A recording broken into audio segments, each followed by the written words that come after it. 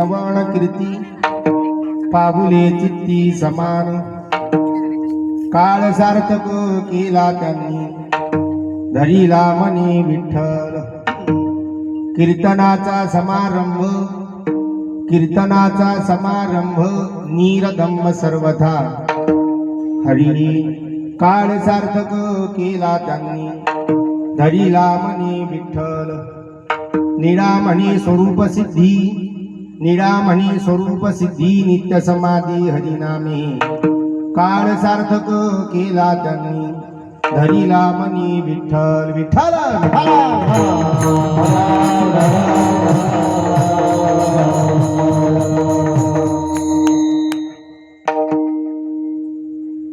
महायोग पीठेत ते भीमरथ्या वरम पुंडरीकाय दातु मुनींदहि समागत्य तिष्ठन्तमानंद कंधम परब्रह्मलिंगम भजे पांडुरंगम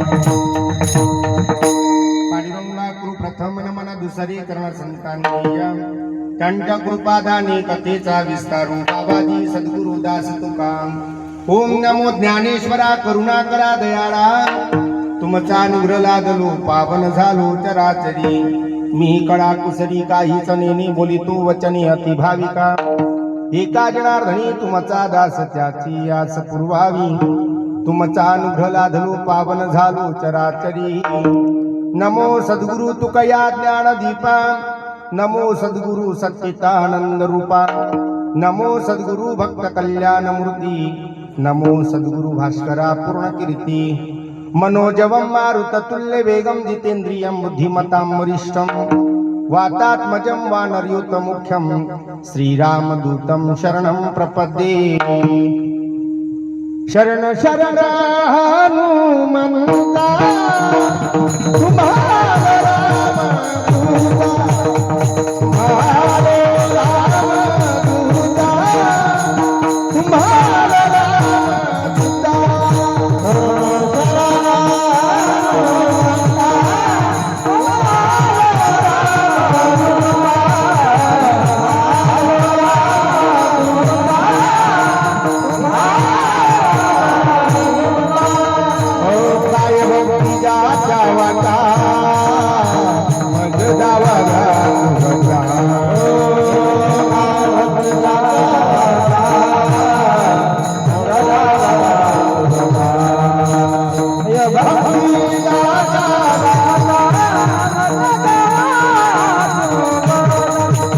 दूता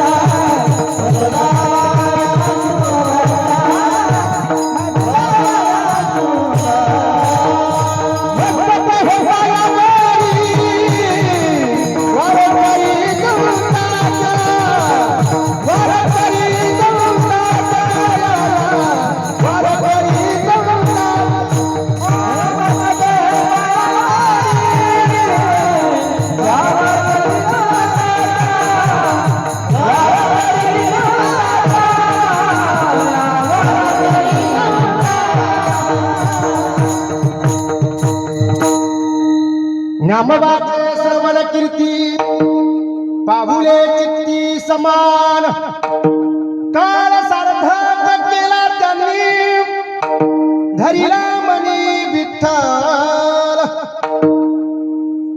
लोणी या गावाच्या मध्ये ग्रामदेवता हनुमंतरायाच्या परमकृपेने परमपूजनीय गुरुवर्य तुकाराम बाबांच्या मार्गदर्शनाखाली प्रतिवर्षीच्या नियमाप्रमाणे समस्त गावकरी मंडळीच्या सहकार्याने होऊ घातलेला वारकरी संप्रदायाचं अखंड हरिनाम सप्ताह आणि यावर्षी योगायोगाने या सप्ताहाला निमित्त हातामध्ये लागलेला आहे.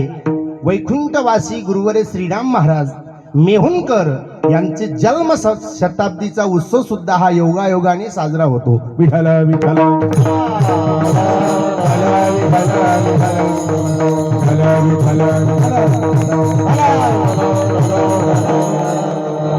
आणि या उत्सवातील जी दिनचर्या आहे, सकाळी काकडा, संध्याकाळी हरिपाठ, रात्रीला श्रीहरीचं कीर्तन आणि दिवसभर तुकामणी भागवत केले श्रुत सकडा या न्यायाला अनुसरून संगीतमय श्रीमद भागवत कथा या ठिकाणी आहे.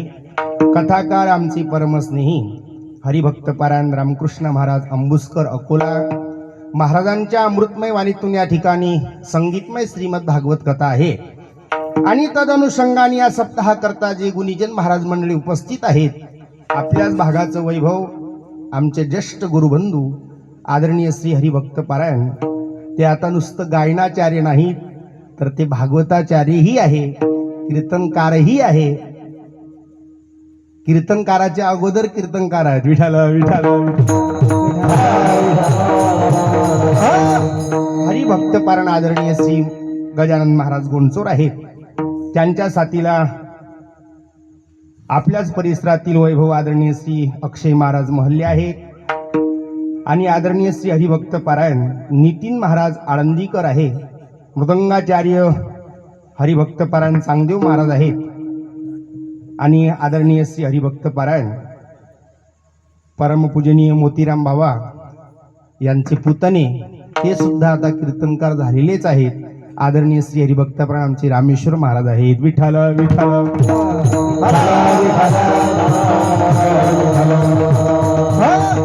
आमचे रामभाऊ महाराज आहेत.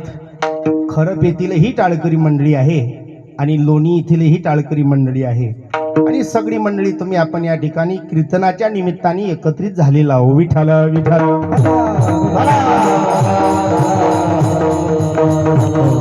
भगवंताच्या चरणी सेवा समर्पित करण्याचा हा सुयोग आहे आणि भगवंताच्या चरणी सेवा समर्पित करण्याच्या निमित्ताने सेवेकरिता निवडलेला अभंग महान भगवत भक्त संत सम्राट संत शिरोमणी वैराग्य मूर्ती श्री संत तुकाराम महाराज यांचे पट्ट शिष्य असणारे श्री संत निरोबारा यांचा 4 चरणाचा उत्कृष्ट असा अभंग आहे. आणि या अभंगाच्या माध्यमातून श्री संत निरोबारा खऱ्या परमार्थिकासाठी महाराजाच्या अभंगातून महत्वाचे 3 साधन सांगतात, परंतु खऱ्या परमार्थिकाला सांगतात. विठ्ठल विठ्ठल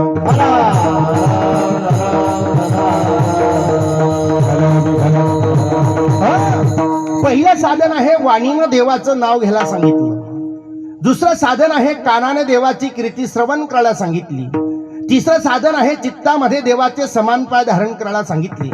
महाराज म्हणतात, ज्याच्या वाणीमध्ये देवाचं नाव असेल, ज्याच्या कानाने देवाची कीर्ती श्रवण केल्या जाईल, ज्याच्या चित्तामध्ये देवाचे समानपाय धारण केल्या जातील, त्याच व्यक्तीच्या जीवनातील काळ सार्थक होईल, अन्यथा नाही. सप्ताह म्हणजे केवळ टाइमपास नका समजू. हो, कार्यकर्त्यांना काही धंदे नाहीत, आम्हाला कुठलंच काही काम नाही म्हणून आपलं हे काहीतरी चालू आहे असं जर पाहत असाल तर लक्षात ठेवा, परिणाम वाईट होणार आहे. विठ्ठल विठ्ठल महाराज म्हणतात, ही जी साधन आहे हे याच जन्मामध्ये घडते. याच देही घडे देवाचे भजन आणि काही ज्ञान नाही कोठे, किंवा देवे दिला देह भजना घुमटा, तो या झाला पाटा बाधिकेचा. मग जी वस्तू ज्या कामा करता दिली त्या वस्तूचा जर त्यासाठी उपयोग झाला नाही तर तुम्ही आपण व्यवहारामध्ये सहज बनत असतो, वाया गेली म्हणतो ना. विठ्ठल विठ्ठल विठ्ठल एका हिंदी साहित्य संतांचं सुंदर वाक्य आहे, टिपून ठेवा. कहते है ना हर खुशी है लोगों के दामन में, पर ये घड़ी के लिए वक्त नहीं. दिन रात दौड़ते हैं दुनिया में, जिंदगी के लिए वक्त नहीं.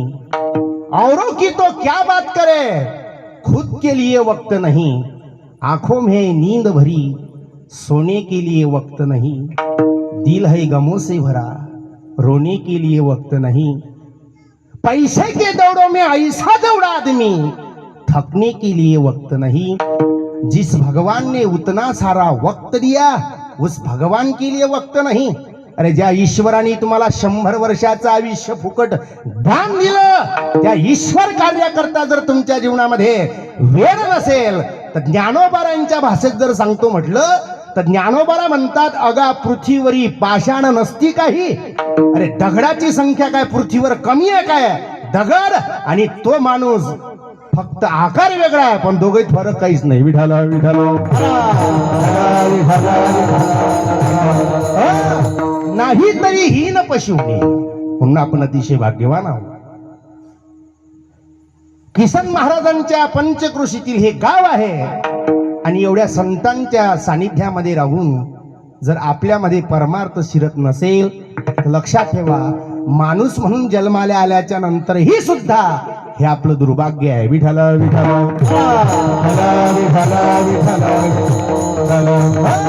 इतर साधन कठीण आहे, कठीण आहेत महाराज। इतर साधनाचा विचार तुम्ही आपण सामान्य लोकांनी स्वप्नातही करायचा नाही। इतर साधना कठीण आहे, योग साधना कठीण आहे। योग आहे, याग आहे, जप आहे, तप आहे, ध्यान आहे, धारणा आहे, ह्या साधना कठीण आहे महाराज। ह्या साधना तुम्ही आपण करू शकत नाही। अहो, ज्या गावामध्ये आपण माणूस म्हणून जन्माला येतो, ज्या ग्रामदेवतेच्या आशीर्वादाने तुमचं आपलं हे सगळं नीटनेटकं चाललंय, त्या ईश्वराकरता जर आपल्याकडे वर्षातून 8 दिवस नसतील तर महाराज म्हणतात, इतर साधनाचा विचार तुम्ही स्वप्नातही करू नका। विठाला विठाला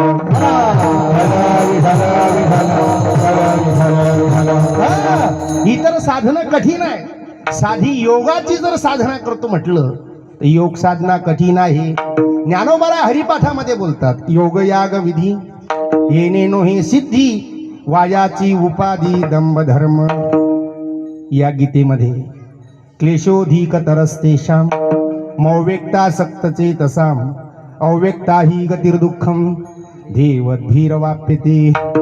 या ग्रंथाचं ज्ञानेश्वरीमध्ये योगाची या वाटा जे निघाले गा सुभटा, तया दुःखाचा चिवाटा भागाला। चला काकड्याला, शरीर शोषण प्राण निरोधन मन जय हत योग।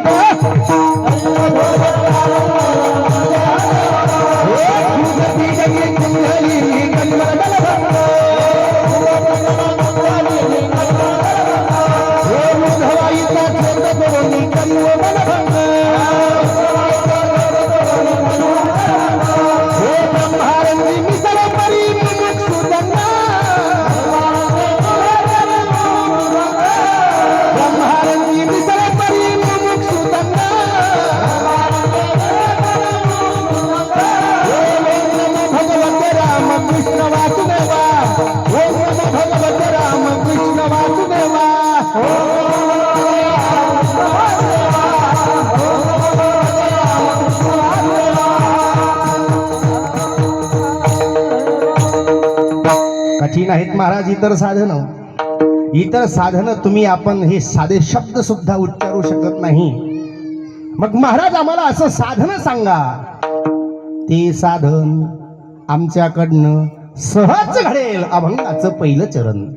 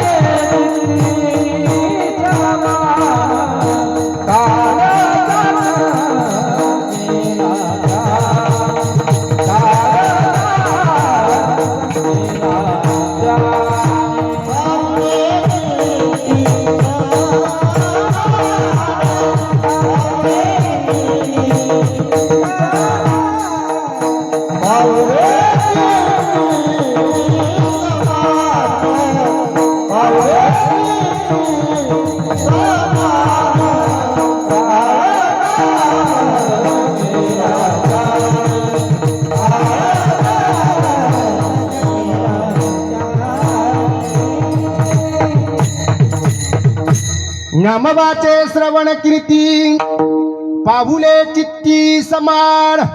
श्री संत निरोबाराय अभंगाच्या प्रथम चरणामध्ये 3 साधनाचा विचार करतात.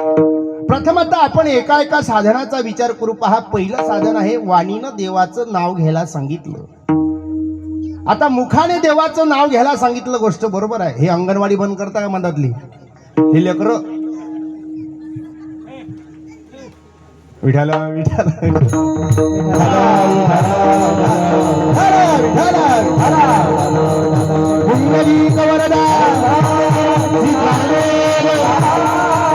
ज्ञानेश्वर महाराज, जगद्गुरु तुकाराम महाराज, सखाराम महाराज, समर्थ सद्गुरुजी महाराज की जय.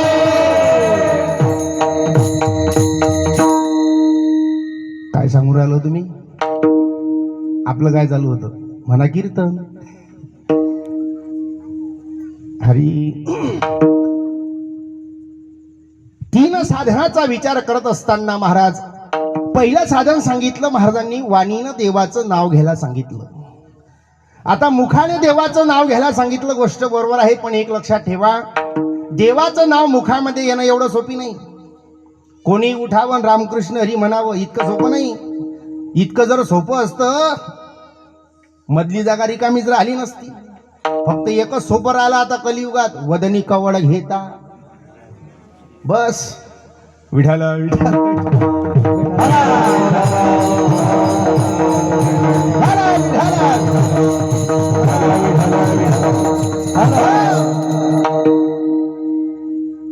देवाचं नाव मुखामध्ये येण्याकरता माणसाकडे 2 गोष्टी लागणार आहेत, लक्षात ठेवा.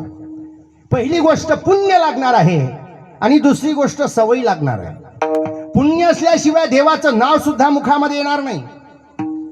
अनंत जन्मीचे सुकृत पदरी त्याचे मुखी हरी पैठा होय. जन्मोजन्मीचे असेल पुण्य सामग्री तरीच जीवाग्री नाम येईल श्रीरामाचे. रामा उच्चारे करीत बैसे वाचे अनंत जन्मीचे होईल पुण्य. अनंत जन्माचं पुण्य असल्याशिवाय देवाचं नाव सुद्धा मुखामध्ये येणार नाही. आणि महाराज म्हणतात हे जे पुण्य आहे हे एकदम प्राप्त होणार नाही. हे जर एकदम प्राप्त झालं असतं तर दरवर्षी सप्ताह करायची गरज भासली नसती. विठाला विठाला हे थोडं थोडं जमा करावं लागते महाराज. तीळ तीळ पुण्य साचा पडे तरी हे बहुता जन्मी जोडे. नाम तुझे वाचेसी आतोडे अन समागम घडे संतांचा. नाथ बाबा तर हरिपाठामध्ये असं बोलतात. नाथ बाबा म्हणतात ज्या मुखातून देवाचं नाव येत नसेल ते मुख मुख नाही. नामाविन मुख सर्पाचे ते बीळ. नामाविन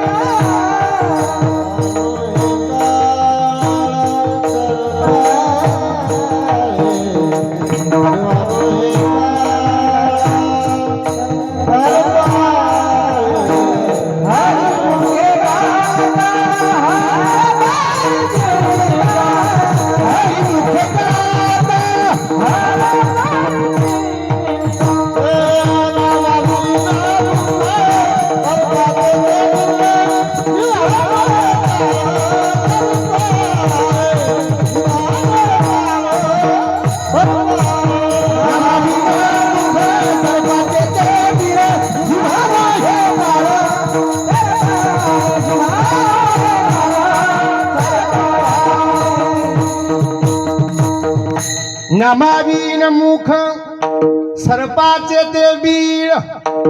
ज्या मुखातून देवाचं नाव येत नसेल, उद्यापासून त्या मुखाला मुख म्हणायचं नाही.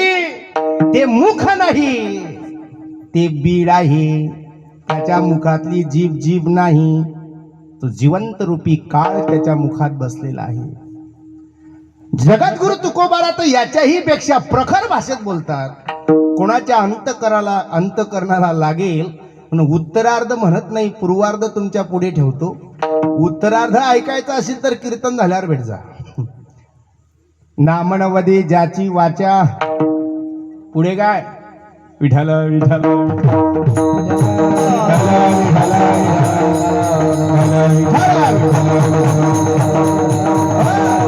अर्थात देवाचं नाव मुखामध्ये येण्याकरता पुण्य लागणार आहे महाराज, सवयी सुद्धा लागणार आहे. आणि एकदा माणसाला देवाच्या नावाची सवय लागली रे लागली की ती बंद पडत नाही. आणि ते जर मध्येच बंद पडली, समजून चालावं अजून ओरिजिनल नाही लागली. विठाल विठाल. अरे ओरिजिनल जो परमार्थिक आहे त्याच्या जीवनात तुम्ही कितीही मोठा विरोधक उभा करा, तो देव कार्यापासून कधीच लांब होणार नाही. इतकं लक्षात ठेवा. भक्त तुमचं आपलं भक्त प्रल्हादाला देवाचं नाव घेऊ नको विरोध होता. बोलण्यातून होता का मारण्यातून होता? मारण्यातून होता. तुमचं आपलं फक्त बोल्यामुळे बंद पडलं. यानं तसं म्हटलं, त्यानं तसं म्हटलं म्हणून त्यापासून आपण मंदिर सोडलं, मेलो का? अरे संसारामध्ये तुमचा आपला कितीतरी वेळा अपमान होते, तरी लोक संसार सोडत नाही. बघा तुम्ही, प्रत्येकाचा अनुभव आहे. माझ्या सहित बायको म्हणते काय, आई म्हणते काय, वडील म्हणतात काय, मुलगा म्हणतो काय, मुलगी म्हणते काय. कितीतरी वेळा तुमचा आपला अपमान संसारात होतो, तरी पुन्हा तुम्ही त्या संसारामध्ये वजनदार एंट्री मारता. बरोबर आहे? लक्षात ठेवा, संसारामध्ये जर तुम्ही अपमान पचवण्याची ताकद ठेवत असाल तर देव देश धर्माकरता सुद्धा अपमान पचवण्याची ताकद ठेवा. तुमच्या जीवनातला परमार्थ बंद पाडणारा या लोणी गावात नाही, अख्ख्या विश्वात जन्माला यायचा बाकी आहे. विठाल विठाल.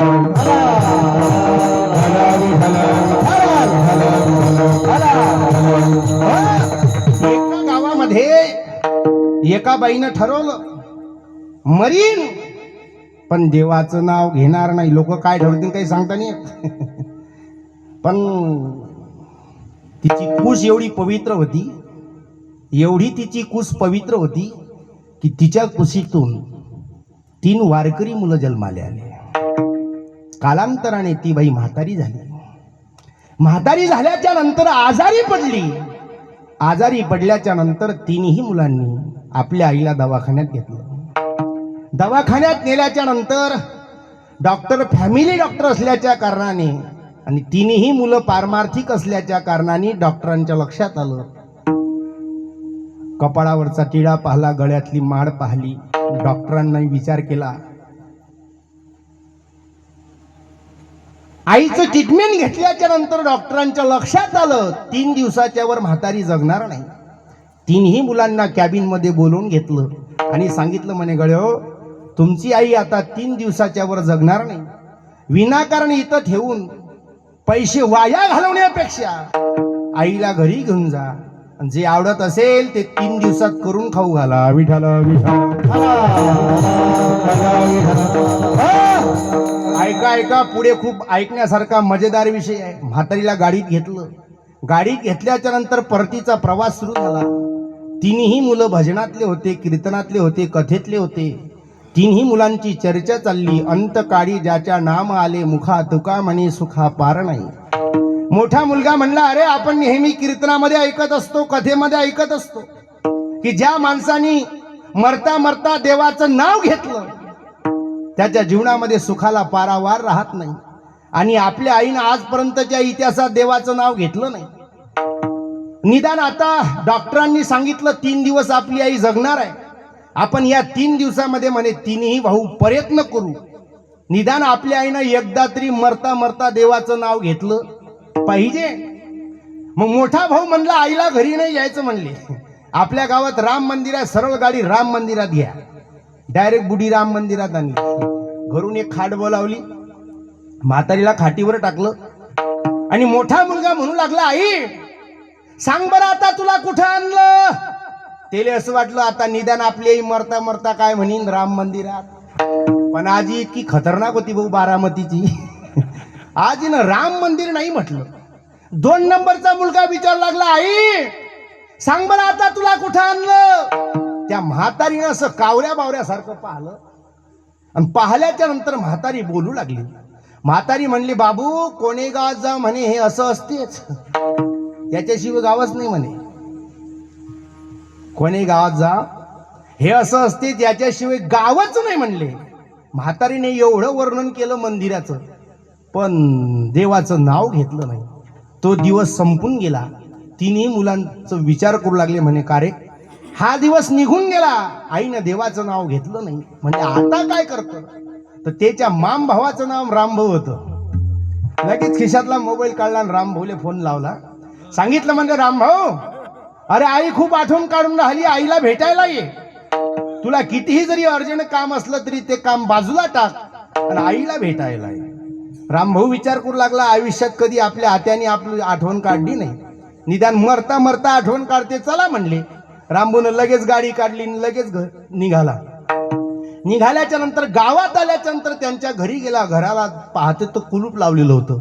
रामभाऊ खवळला, लगेच फोन केला. म्हणे का रे मूर्खा मजाक करतोस का. म्हणले माझं महत्वाचं काम मी बाजूला टाकलं, तुझ्या आईला भेटायला घरी आलो आणि तुमच्या घराला तर ताला लावलेला आहे म्हणले. तो म्हणली आई घरी नाही, आई मंदिरात आहे मंदिरात. तो म्हणे आत्या कधीपासून मंदिरात जायला लागली.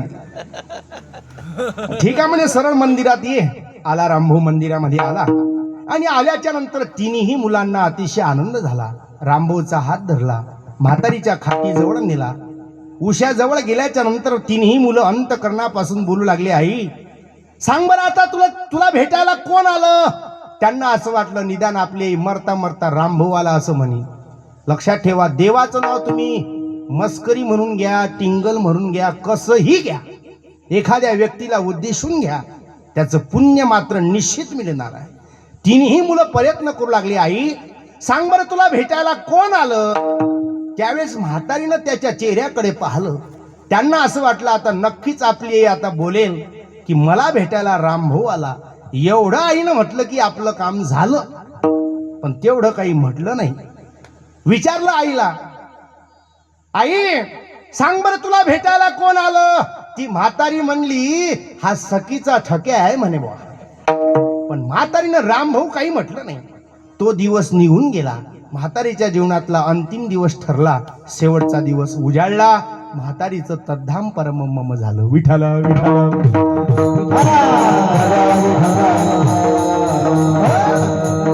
आता म्हातारी मरण पावली. अंतविधीचा कार्यक्रम आटोपला आणि हिंदू धर्मामध्ये 3ऱ्या दिवशी सावटण्याचा कार्यक्रम असतो. म्हणून सावटण्याचा कार्यक्रम आटोपल्याच्या नंतर 2 नंबरच्या मुलांनी मोठ्या भावाकडे प्रस्ताव टाकला. म्हणे दादा मी असं ऐकलेलं आहे म्हणले कथेमध्ये की मेलेल्या माणसाचे हाड जर काशीला गंगेत नेले तर त्या माणसाला मुक्ती मिळते असं मी ऐकलं म्हणले.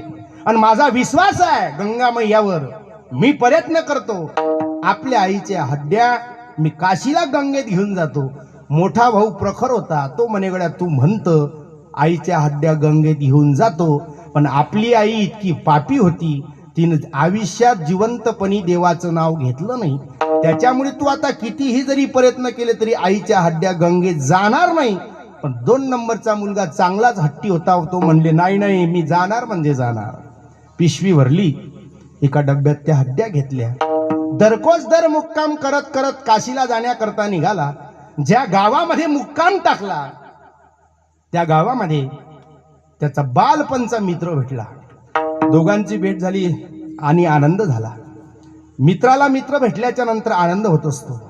आणि मला असं वाटते मित्राला मित्र भेटल्याच्या नंतर जर आनंद होत नसेल तर नारदाच्या गादीवर बोलतो त्या माणसाने जीवनात कोणासोबत कधीच मैत्री करायची नाही. विठाला विठाला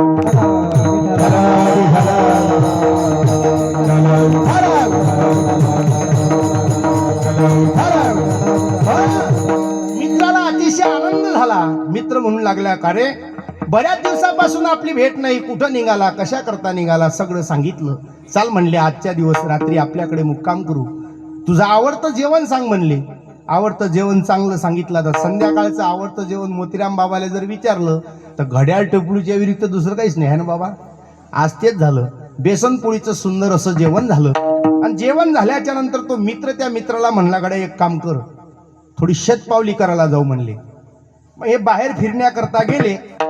यांनी ते पिशवी खुंटीला अटकून ठेवली आणि बाहेर फिरायला गेले. बाहेर फिरायला गेले असताना तेवढ्यात त्याच्या पत्नीला अशी घाण सवय होती, जवळजवळ ती सवय महाराष्ट्रातल्या 99% बायले आहे. कोणती? दुसऱ्याच्या थैल्या उचकून पायाची. सख्या 3 बहिणी जर असतील ना, तिघी बहिणीपैकी जर समजा एक बहीण हजर नाही, समजून चालावं दोघी मिळून तिची थैली उसकली समजा. तिच्यातलं घेणार काहीच नाही, पण साडीचा कलर पाहिल्याशिवाय समाधान नाही. विठाल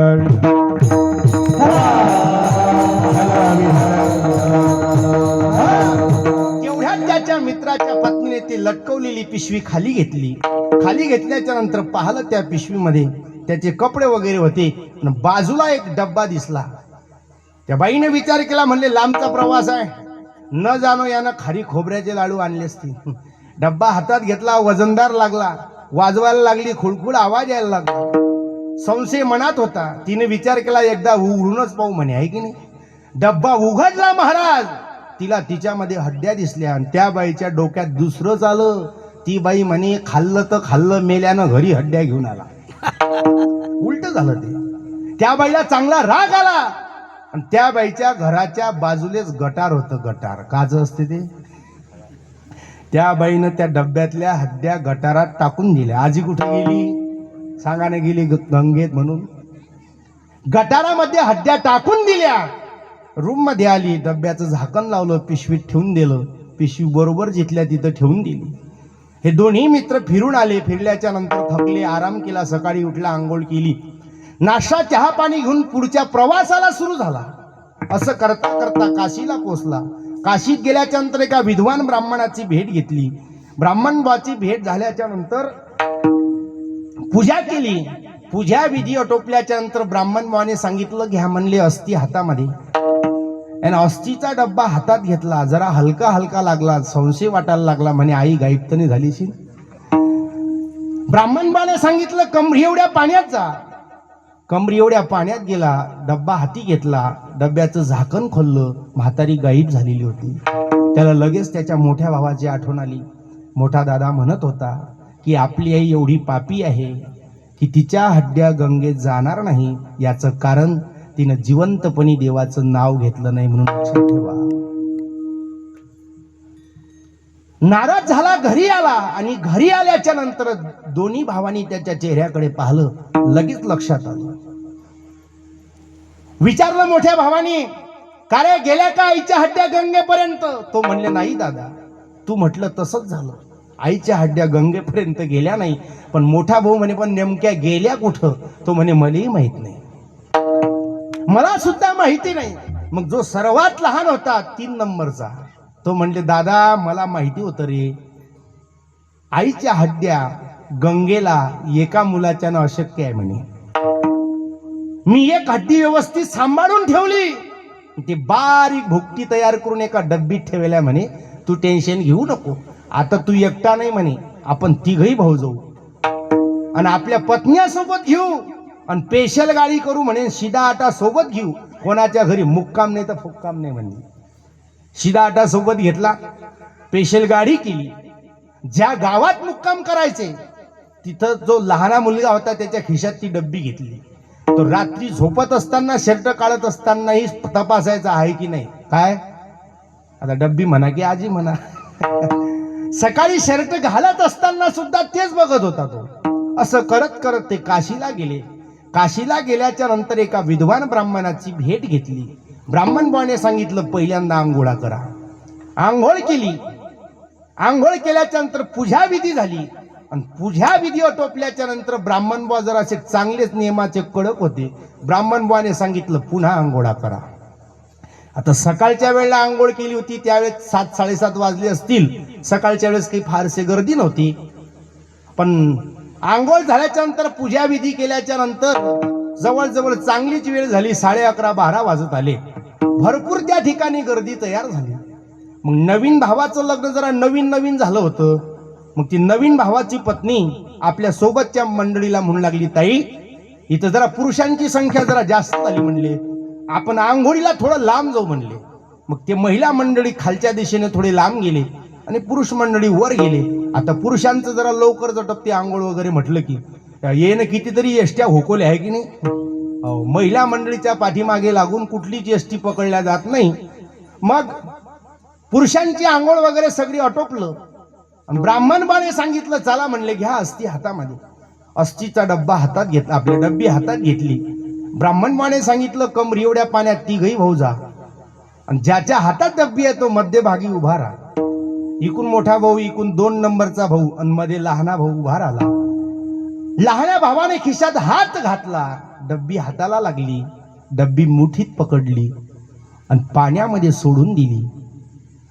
लहान्या भावाला अतिशय आनंद झाला, 2 नंबरच्या भावालाही आनंद झाला. आणि दोघही भाऊ म्हणत होते मोठ्या भावाला, दादा अरे बघ तू म्हणत होता आईच्या हड्ड्या गंगेत जाणार नाही, बघ म्हणली चालली डब्बी वाहत वाहत. मोठा भाऊ म्हणला, अरे तुम्ही म्हणता पण मला अजूनही संशय आहे म्हणे. झालं तसंच, डब्बी वाहत वाहत चालली. अरे नाही दादा बघ आता डब्बी वाहत वाहत चालली, चांगला वेग पकडला म्हणले डब्बीने वाहण्याचा.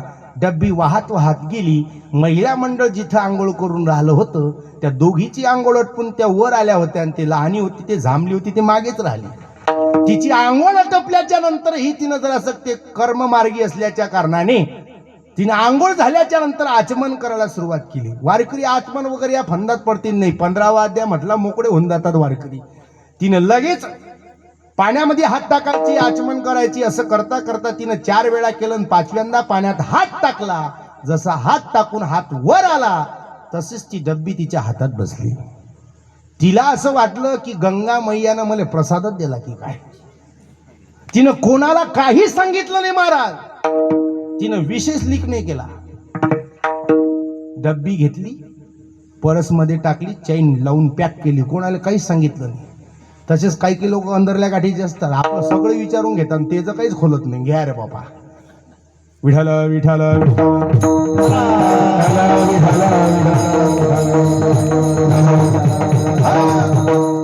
एका गावातले 8-10 जण निघाले पंढरपूरसाठी.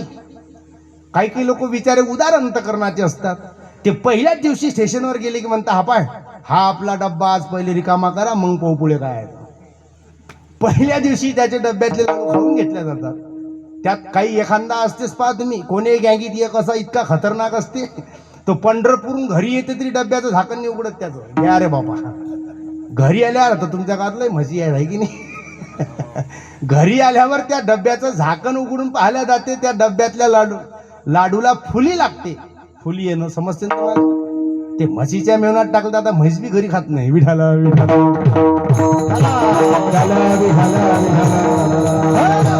तसंच ती बाई आतल्या मतीची होती, तिनं कोणालाही सांगितलं नाही. स्वतःच्या पतीला सुद्धा तिनं ती वार्ता सांगितली नाही. गंगा मैयानं प्रसाद दिला, गुपचूप पर्स मध्ये टाकला आणि चैन लावून पॅक घेतली आणि यांचा परतीचा प्रवास सुरू झाला. तिन्ही भावाची गाडी चर्चा चालली. तीर्थयात्रा सफल झाली, आईला मुक्ती मिळाली. तीर्थयात्रा सफल झाल्याच्या नंतर आपल्या विदर्भामधले लोक घरी आल्याच्या नंतर मावंदेचा कार्यक्रम करत असतात, आहे की नाही. मावंदेचा कार्यक्रम ठेवायला सुद्धा अंतकरण उदार लागते. मग मावंदेचा कार्यक्रम करायचा. तीर्थयात्रा सफल झाली, आईला मुक्ती मिळाली. मग ठरवलं तिन्ही भावानी, तारीख काढली.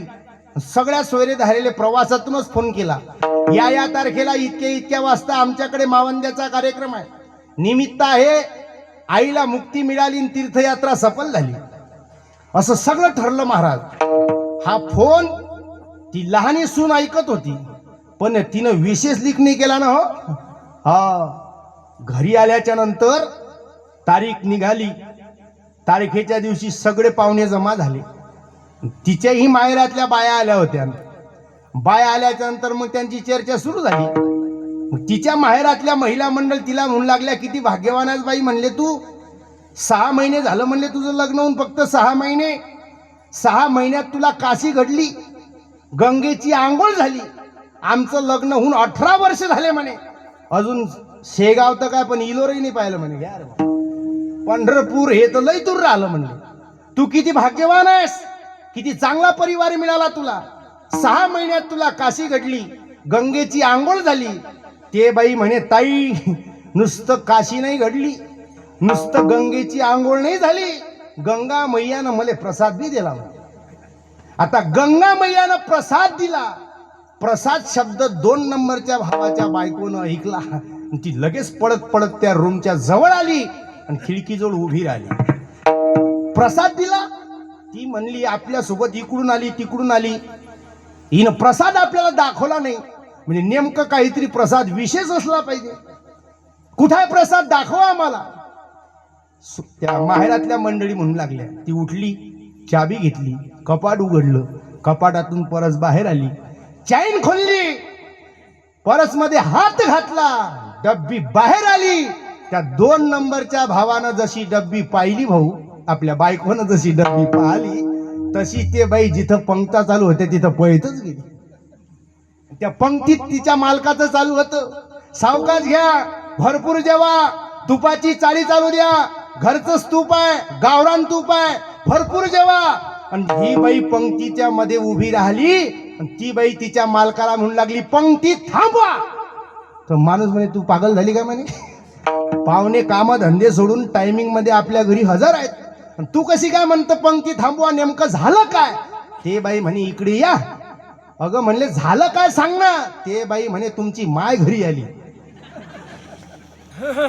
आता तुम्ही खरं सांगा, जिवंतपणी जर त्या बाईनी ईश्वराचं नाव घेतलं असतं तर हा प्रकार पुढे घडला नसता. आणि सावधान, इतके प्रयत्न करणारे मुलं सुद्धा जन्माला येतील नाहीत. विठाला विठाला.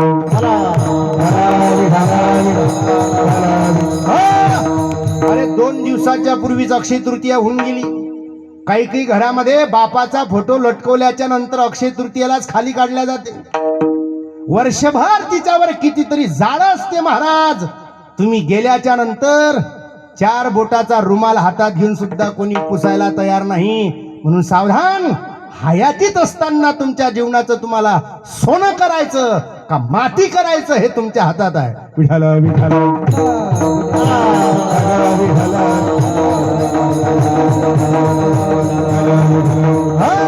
महाराज म्हणतात देवाचं नाव मुखामध्ये येण्याकरता पुण्य सुद्धा लागणार आहे. पुण्य नव्हतं म्हणून देवाचं नाव घेता आलं नाही.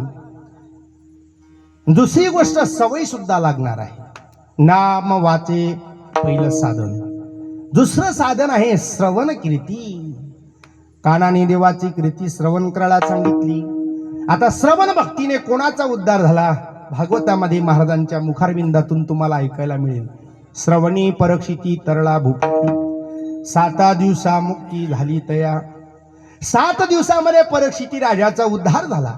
इतिहास सर्वांना माहिती आहे, सांगून वेळ घेणार नाही, पुढे जातो. तिसरं साधन सांगितलं, पाऊले चित्ती समान. चित्तामध्ये देवाचे समान पाय धारण करायला सांगितले. आता नेमकं कोण्या देवाचे पाय समान आहेत? विटेवरी ज्यांची पाऊले समान, तोची एक दान शूरदाता. ज्या देवाचे पाय समान आहेत त्याच देवाचं नाव, त्याच देवाची कानानं कीर्ती आणि त्याच देवाचे चित्तामध्ये समान पाय, असं जर आम्ही केलं तर फायदा काय होणार आहे? महाराज सांगतात अभंगाच्या दुसऱ्या चरणात,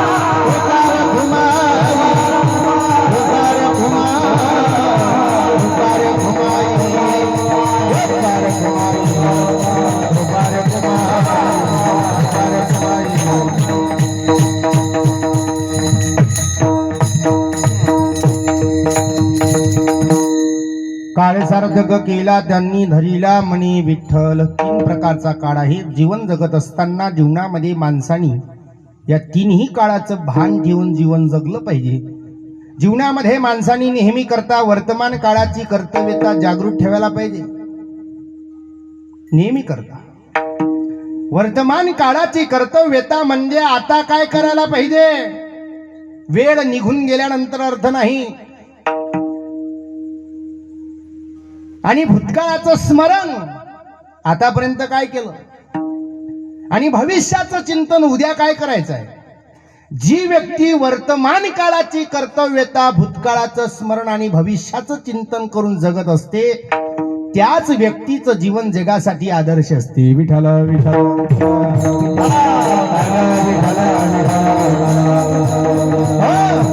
काही लोक आपल्या जीवनातील काळ शास्त्र चिंतनामध्ये घालवतात. आजही आळंदी या क्षेत्रामध्ये काही संत मंडळी असे आहेत की त्यांचं जीवन म्हणजे ज्ञानेश्वरीमय झालेलं आहे. काहींचं जीवन गाथामय झालेलं आहे. महाराज परमपूजनीय वैकुंठवासी प्रातस्मरणीय रामचंद्र बाबा बोधे अख्खा गाथा पाठ होता महाराजांचा, पण आयुष्यभर फक्त गाथा भजनच केलं. विठ्ठल विठ्ठल.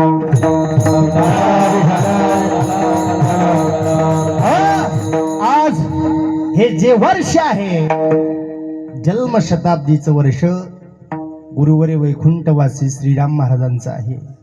महाराजांनी सुद्धा आपल्या जीवनातील जास्तीत जास्त काळखंड या वारकरी संप्रदायासाठी समर्पित केला आणि श्रीराम बाबाचं जीवन या वारकरी संप्रदायाचं कळसस्थानी मान ज्यांनी पटकावला त्याच तुकोबारायांच्या वैकुंठ गमनाच्या मंदिराचा कलशारोहण गुरुवारी वैकुंठवासी श्रीराम बाबाच्या हस्ते झाला. आपण अतिशय भाग्यवान आहोत. आपण अतिशय भाग्यवान आहोत. अरे जगद्गुरूच्या मंदिराच्या कळस स्थापना आपल्या बाबांच्या हस्ते झाली. विठ्ठल विठ्ठल.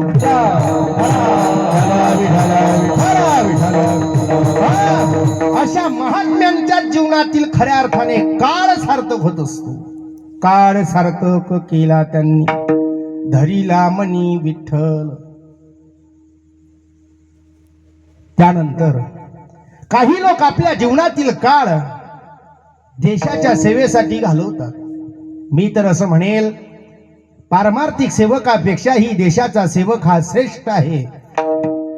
हे प्रत्येक पारमार्थिकाला मान्य करावं लागणार आहे. मी पटवून देतो तुम्हाला 2 मिनिटांमध्ये. ऐका.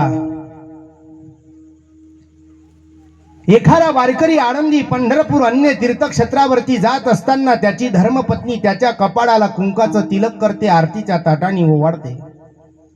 ओवाळत असताना त्या माऊलीच्या डोळ्यातून अश्रूच्या धारा वाहतात, ती रडायला लागते. तिचं जे रडणं आहे ते आनंदाचं आहे का दुःखाचं आहे? बोला. हा, आनंदाचं आहे. वा. त्याचप्रमाणे एखादा देशाचा सेवक घराच्या बाहेर पडतो, त्याची सुद्धा धर्मपत्नी त्याच्याही कपाळाला कुंकवाचं तिलक करते आणि आरतीच्या ताटाने ओवाळते. ओवाळत असताना त्या माऊलीच्या डोळ्यातून ढसढसा अश्रूच्या धारा वाहतात. ऐका पोरं, लक्षात ठेवा, ती माऊली त्या ठिकाणी रडत असते. तिचं जे रडणं आहे ते आनंदाचं आहे का दुःखाचं आहे? दुःखाचं आहे. दुःखाचं का? आज माझे पतिराज घरून सुखरूप चालले, उद्या वापस येतील याची गॅरंटी नाही.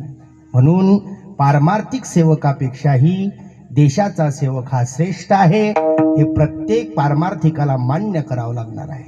अरे, एखाद्या मंदिरामध्ये जाऊन हातात माळ घेऊन रामकृष्ण हरी म्हणणं लय सोपी आहे, लय सोपी आहे गोविंदा भाऊ. पण भारत पाकिस्तानच्या सीमेवरती उभं राहून खांद्यावरती बंदूक घेऊन भारत माता की जय म्हणणं हे ऐर्या गैर्या नत्तू खैऱ्याचं काम नाही, लक्षात ठेवा. आणि म्हणून पारमार्थिक सेवकापेक्षा देशाचा सेवक हा सर्वांगानं श्रेष्ठ आहे. विठ्ठल विठ्ठल. महाराज, आत्ता घडलेली घटना डोळ्यासमोर आठवा. 14 फेब्रुवारी 2019 पुलवामाची घटना. या भारत देशाचे 100 जवान गाडीत बसल्या बसल्या शहीद झाले हो. त्यांच्या शरीराचे तुकडे तुकडे झाले होते. कोणाचीच बॉडी जुटत नव्हती.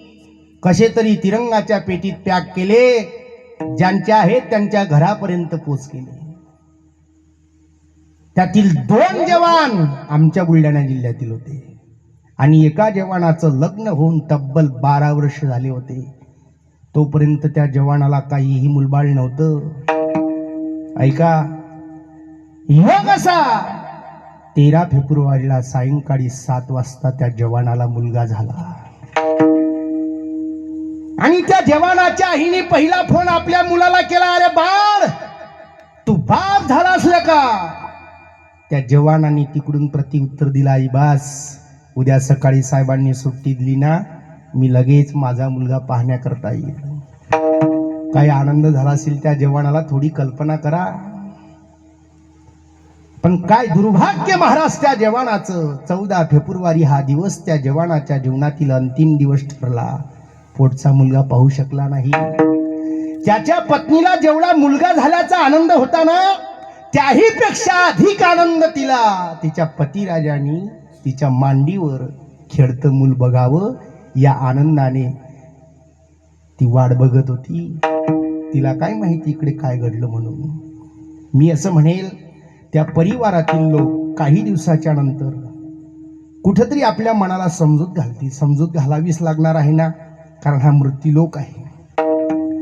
मी असं म्हणेल, त्या जवानाचे वडील कुठेतरी आपल्या मनाला अशी समजूत घालतील की अरे, मी एखाद्या बेवड्याचा बाप होण्यापेक्षा मी एका शहीदाचा बाप आहे, असं कुठेतरी तो आपल्या मनाला समजूत घालेल. राहिलेलं 5-10 वर्ष जगेल. त्या जवानाची आई सुद्धा कुठेतरी आपल्या मनाला अशी समजूत घालेल की धन्य आहे माझी कुस, माझ्या कुशीत जन्माला आलेला माझा मुलगा या भारत मातेसाठी शहीद झाला. त्या जवानाची पत्नी सुद्धा कुठेतरी आपल्या मनाला अशी समजूत घालेल की माझं कुंकू, माझं सौभाग्य या मातीसाठी समर्पित झालं. राहिलेलं आयुष्य त्या चिमुकल्या बाळाकडे पाहून जगेल. पण माझ्या प्रश्नाचं उत्तर द्या इथं बसणाऱ्या प्रत्येक नागरिकांनी. ते नुकतंच जन्माला आलेलं बाळ, त्याला सख्खा बाप काय असतो? बाप कशाला म्हणतात? बापाचं प्रेम काय असते? त्या मुलाला त्या जन्मात तरी कळणार नाही. विठ्ठल विठ्ठल.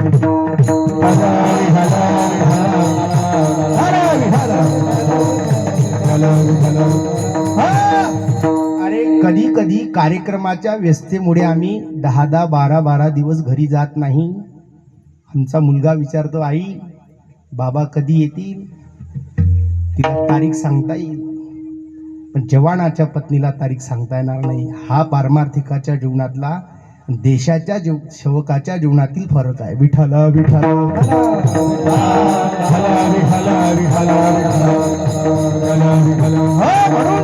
या लोकांच्या ही जीवनातील काळ सार्थक झाला. काळ सार्थक केला त्यांनी, धरीला मनी विठ्ठल.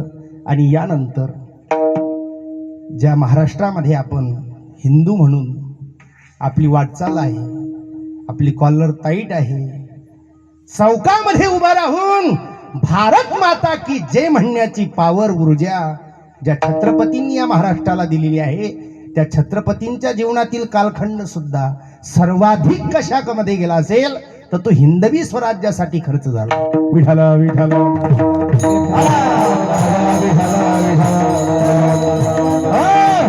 असा राजा झालाच नाही. वयाच्या 16व्या वर्षी हातामध्ये तलवार घेणारा, वयाच्या 27व्या वर्षी अफजल खानाचा समाचार घेणारा, वयाच्या 32व्या वर्षी आग्र्याला जाऊन औरंगजेबाचा समाचार घेणारा आणि तब्बल 35 वर्ष हातामध्ये तलवार घेऊन या रंगभूमीवरती उभा असणारा जगाच्या पाठीवरचा एकमेव शूर म्हणजे फक्त आणि फक्त छत्रपती शिवाजी महाराज. अरे माहिती आहे तुम्हाला, ज्या राजांनी हा इतिहास घडवला, ज्या राजांनी हा हिंदवी स्वराज्य संस्थापन निर्माण केलं, त्या राजाला मावळे सुद्धा तेवढे ताकदीचे भेटले होते. म्हणून हे सगळं झालं. एकट्या माणसाच्यानं काही होत नसते महाराज. म्हणून एक त्याचा नोहे खेळ, म्हणून मेळ मिळविला. विठ्ठल विठ्ठल यासाठी पन्हाळगडाचा इतिहास साक्षीला आहे.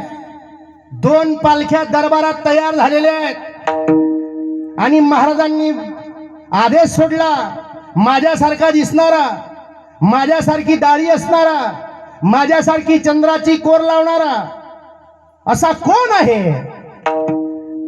थडकन महाराज शिवा न्हावी नावाचा मुलगा उभा राहिला.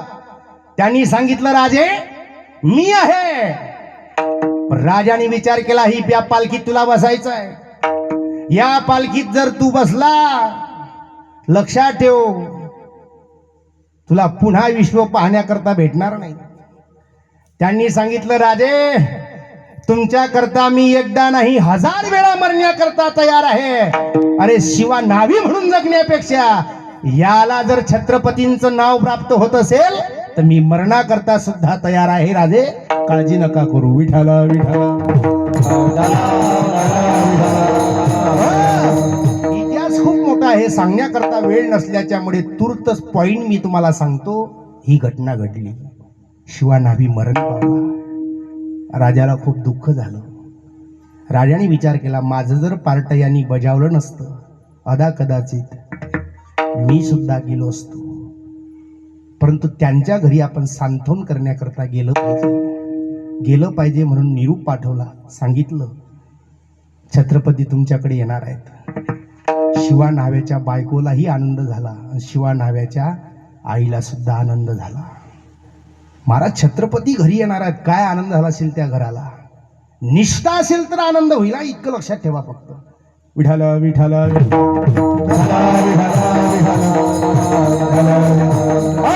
ज्या दिवशी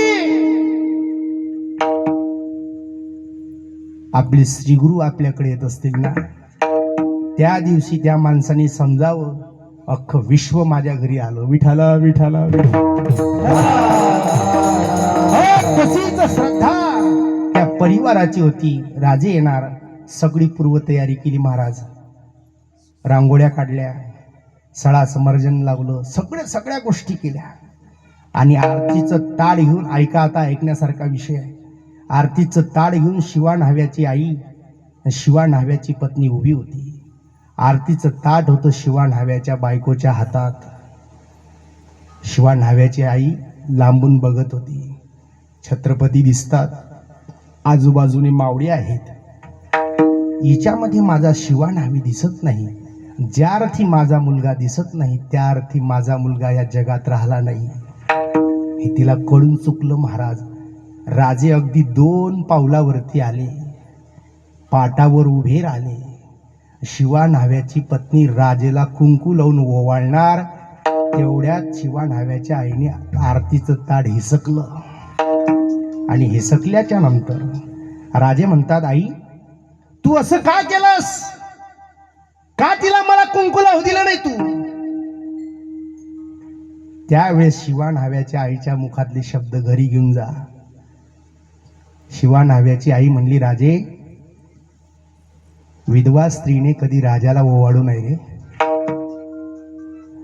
विधवा स्त्रीने कधी राजाला ओवाळू नाही.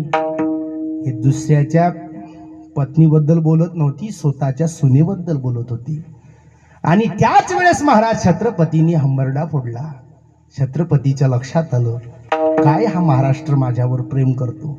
म्हणून महाराजांनी आपला प्राण सुद्धा पणाला लावला आणि हिंदवी स्वराज्यासाठी उचललेलं पाऊल आयुष्यात कधी कमी घेतलं नाही. विठाला विठाला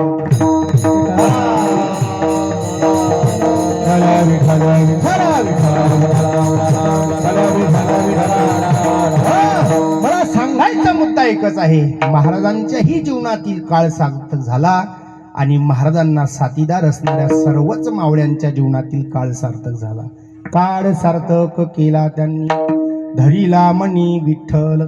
आणि त्यानंतर ही साधना करत असताना आणखी एका गोष्टीचा त्याग सांगितला. महाराज सांगतात अभंगाच्या 3ऱ्या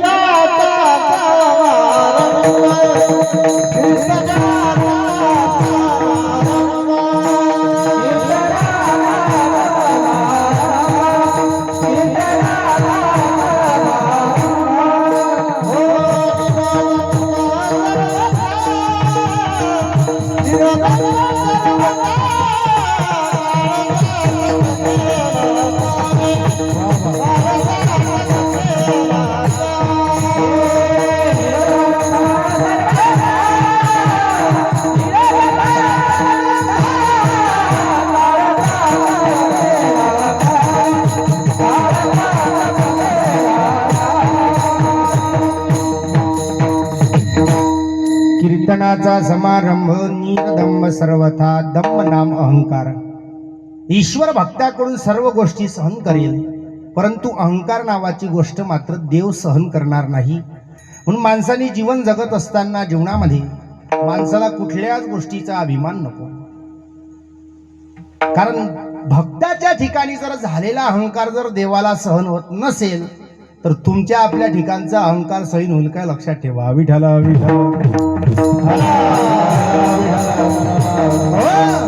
पुराणातील इतिहास आहे. भगवंताचं जामवंतीचं लग्न ठेवलं. 2 मिनिटात तुम्हाला सांगतो.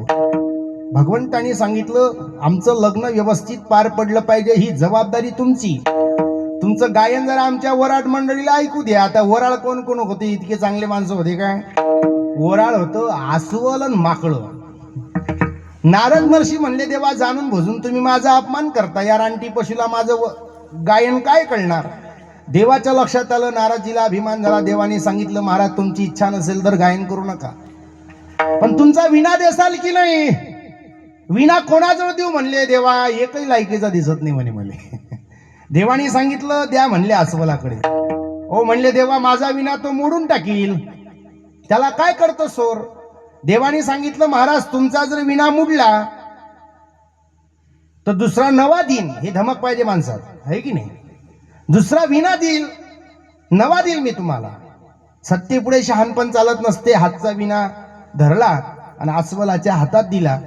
गायन सुरू झालं. गायनाचे रंगी शक्ती अद्भुत ही अंगी. गायन सुरू झाल्याच्या नंतर त्या जमीनचं पाणी झालं. पाणी हातचा विना जमिनीत घुसला आणि देवाने सांगितलं गायन बंद करा. आता कोणाची जिरोली येते?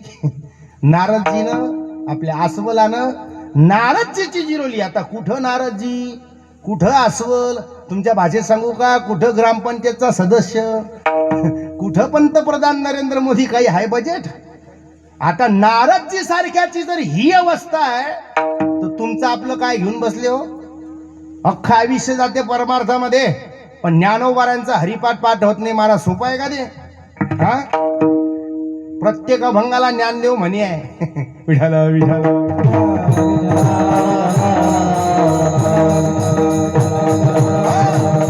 तीळ भरी जरी होय अभिमान, मी ऋतू समान भारदेवा कीर्तनाचा समारंभ नीरदंब सर्वथा. सर्वथा या शब्दाचा अर्थ असा आहे, कामामध्ये काम, काही म्हणा राम राम, जाईल भवश्रम सुख होईल दुःखाचे, गच्छन तिष्ठन सोपन वापी, पिबन भुंजन जपस्तता, कृष्ण कृष्णे ते संकृते मुंचते पाप कंचुकात. ही नाम साधना स्वतंत्र साधना आहे. नीरदंब सर्वथा, सर्वथा या शब्दाचा अर्थ आपण सतत भजन करू शकत नाही. संसारिकासाठी पर्याय सांगितला, कामामध्ये आपलं काम करत असताना देवाचं नाव घ्या, विनाकारण दुसऱ्याची निंदा करून त्याचं पाप आपल्या डोंबड्यावर घेऊ नका. विठाला असं जर आम्ही केलं तर महाराज म्हणतात तुमची लेवल एक दिवस समाधीपर्यंत जाईल, शेवटचं चरण.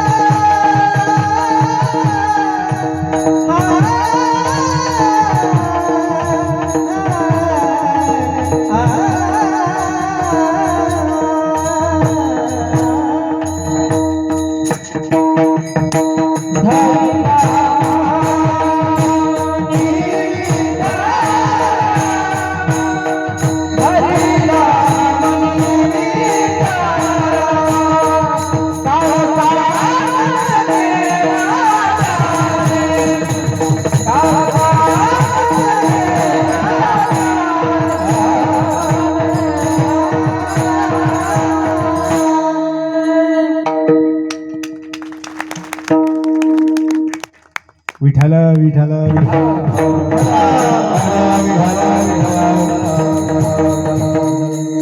निडामणी स्वरूप सिद्धी नित्य समाधी हरिनामी काळ सार्थक केला त्यांनी धरिला मनी विठ्ठल.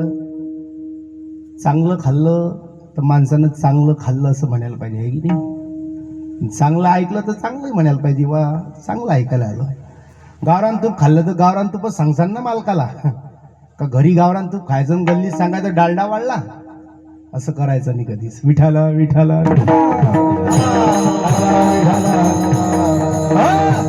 अतिशय सुंदर गाणारी मंडळी तुम्हाला प्राप्त झालेली आहे. मोठ्या मोठ्या सप्ताहामध्ये सुद्धा एवढ्या लेवलचे गुणवान नाही. विठ्ठल विठ्ठल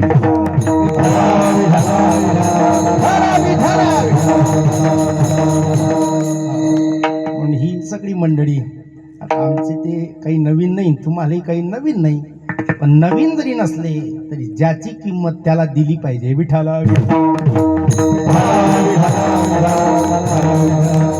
निरामणी स्वरूप सिद्धी नित्य समाधी हरिनामी काळ सार्थक केला त्यांनी धरिला मनी विठ्ठल. संकल्पित वेळेमध्ये आपण याच ठिकाणी थांबू, कारण राईट 8:30ला आमच्या गजानन महाराजांनी रामकृष्ण हरी म्हटलं, आणि मला असं वाटते कीर्तनकाराचं सुद्धा आद्य कर्तव्य आहे राईट 10:30ला जय विठ्ठल विठ्ठल विठ्ठल.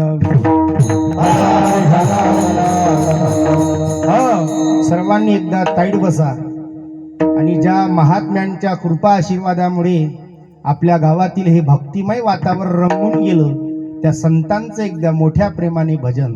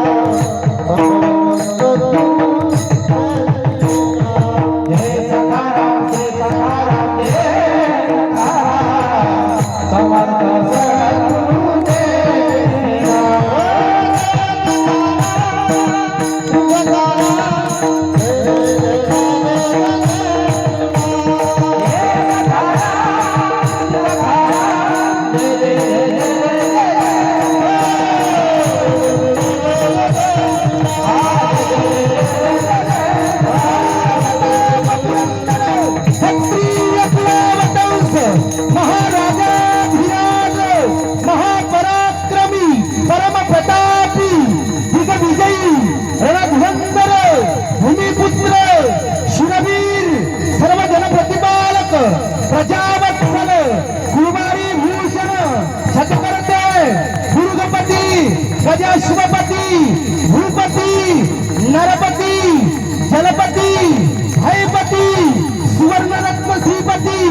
अष्टांगप्रधान जागृत अष्टप्रधान वेष्टित न्यायालंकार मंडित शास्त्रात शास्त्र परांगत राजनीती धुरंधर यशवंत कीर्तिवंत वरदवंत पुण्यवंत नीतिवंत जाणता राजा स्वराज्य सुराज्याचे आद्य संकल्पक आद्य क्रांतिकारक नवशेचे जनक स्थापत्य तज्ञ महाराष्ट्राच्या अस्मितेचा मानबिंदू भारत भूषण राष्ट्रभक्त राष्ट्राभिमानी सिद्धी मुत्सुद्धी निर्भीड प्रेरणादायी स्वच्छ राजकारणी प्रगल्भ बुद्धिमान प्रयत्नवादी विज्ञाननिष्ठ अध्यात्मनिष्ठ समतानिष्ठ सकळ गुणनिधान दान गुणान्वित बुद्धी वल्लभ प्रेमळ विद्याहारी प्रतिभा संपन्न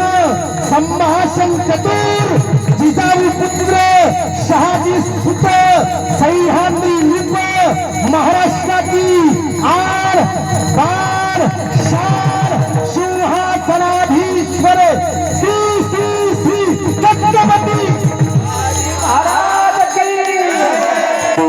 अरे काय तरुण माणसा राव तुम्ही, जरा बेंबीच्या देठापासून म्हणा छत्रपती शिवाजी महाराज की हर हर. हा विठाला विठाला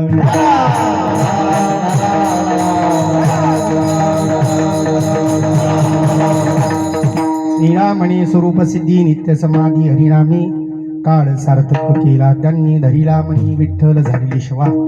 श्री संत सखाराम महाराज वैकुंठवासी गुरुवर श्रीराम महाराज सद्गुरू श्री किसन बाबाच्या चरणी आणि तुम्हा सर्व सद्भक्तांच्या चरणी संकल्पित वेळेमध्ये याच ठिकाणी थांबतो. बघा तुम्ही घड्याळमध्ये राईट 10:30 झाले असतील. ही महाराजांचीच कृपा आहे. संकल्पित वेळेमध्ये आपण याच ठिकाणी थांबू. तू कीर्तन झाल्यावर पाहिजे ना आता. विठ्ठल दे दे विठ्ठल